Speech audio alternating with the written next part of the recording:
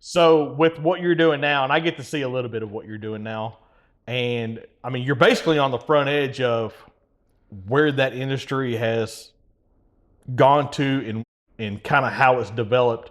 Where do you see it going from here as far as any changes? There's a lot in the vehicle world on CAN bus. Okay. CAN bus is everything now with new vehicles. I mean, the Supra is nothing but CAN bus. I've got IR temperature tire temp cameras that are mounted on the tires. It measures 16 sections of the tire separately.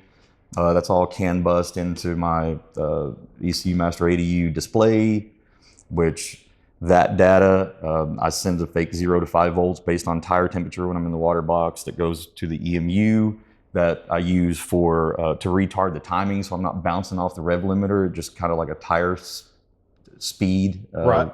tire Okay. speed control for the tire. It's wild.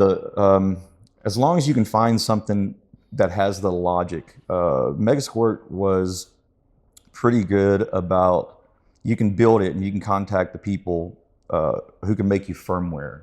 Right. Right, or who can change the firmware, or you can change it because it was right there. So if you knew how to write C, you can change it.